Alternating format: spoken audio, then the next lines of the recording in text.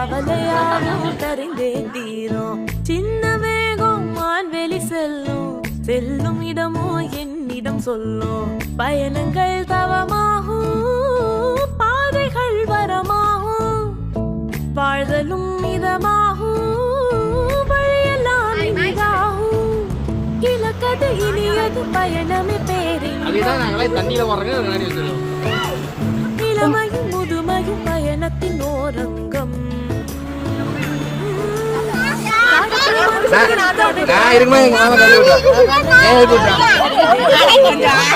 இருக்குமா